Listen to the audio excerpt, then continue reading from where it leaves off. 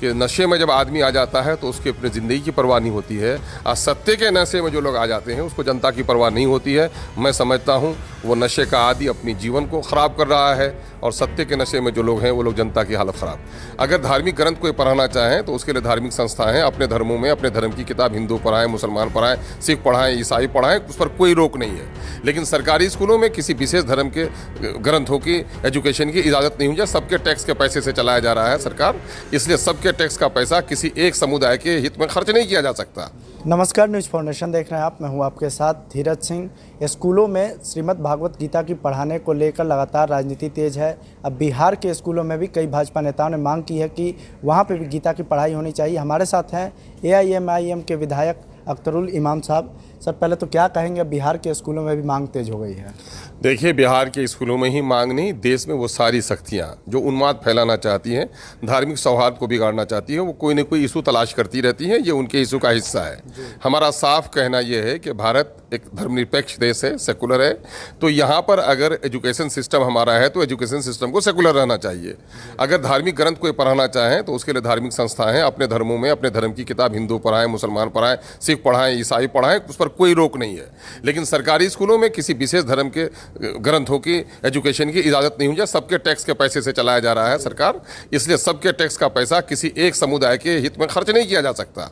और यदि अगर धार्मिक शिक्षाएं देना चाह रहे हैं, नैतिकता पर आधारित शिक्षाएं देना चाहते हैं, तो सारे धर्म ग्रंथों की शिक्षाएं दें, तो मैं समझता हूं कि फिर समान इंसाफ होगा, उस पर किसी को ऐतराज नहीं होगा। ये वायलेशन है भारतीय संविधान का, जहां लोगों को धर्म की आज़ादी है, अपने व्यक्तित्व के इजहार की आज़ादी है, उस पर किसी आस्था को थोपने का नापाक प्रयास करना सामाजिक सौहार्द को बिगाड़ना नहीं है, बल्कि दस्तूर के खिलाफ भी है, कॉन्स्टिट्यूशन के खिलाफ भी है, और सेकुलर जो स्ट्रक्चर है हमारे कॉन्स्टिट्यूशन का उसके बिल्कुल विपरीत है। आप कह रहे हैं जबरन धार्मिक ग्रंथ थोपा जा रहा है, लेकिन बीजेपी के कई नेता तो कह रहे हैं कि यह धार्मिक ग्रंथ नहीं है, एक जीवन शैली है जो हिंदू धर्म सिखा। मैं कह रहा हूँ इससे ज़्यादा जीवन शैली की बात वो लोग जानते थे जिन लोगों ने इस देश को आज़ाद कराने के लिए अपनी बलि दी है, गर्दनें कटाई हैं, बेवाएँ हुई हैं, जिनकी बेवियाँ, जिनके बच्चे यतीम हुए हैं। उस देश से उनको ज़्यादा प्रेम था। और उस वक्त संविधान बनाने वाले मूर्ख नहीं थे, बल्कि बड़े ज्ञानी थे, बड़े धार्मिक थे। गांधी जी बड़े धार्मिक थे, मौलाना आज़ाद भी बड़े धार्मिक थे, पंडित नेहरू भी थे, डॉक्टर भीमराव अंबेडकर का भी अपना आस्था था।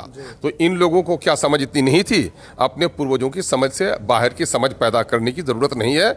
हमारे पूर्वजों ने जो कुछ बना दिया है संविधान, मैं समझता हूं कि उसको अक्षुण्ण रखने का, अगर आप शपथ लेते हैं तो उसको अक्षुण्ण रखने का कार्यकलाप भी होना चाहिए।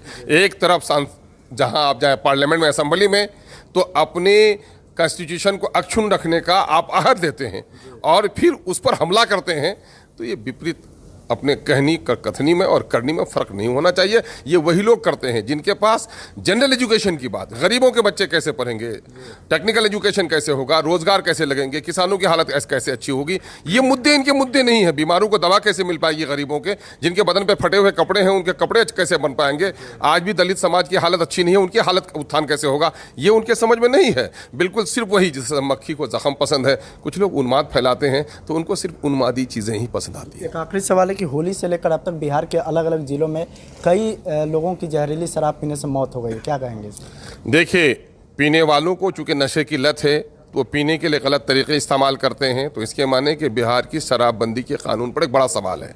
सरकार से मतभेद रखने के बावजूद भी MIM बिहार में शराबबंदी का पूर्ण समर्थन करती है।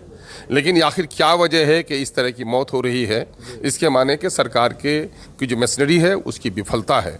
और मैं समझता हूँ कि नशे में जब आदमी आ जाता है तो उसकी अपनी ज़िंदगी की परवाह नहीं होती है। और सत्य के नशे में जो लोग आ जाते हैं उसको जनता की परवाह नहीं होती है। मैं समझता हूँ वो नशे का आदी अपनी जीवन को ख़राब कर रहा है और सत्य के नशे में जो लोग हैं वो लोग जनता की हालत ख़राब कर रहे हैं। तो ये है अख्तरुल इमाम साहब। दिल्ली से न्यूज़ फाउंडेशन के लिए मैं धीरज सिंह।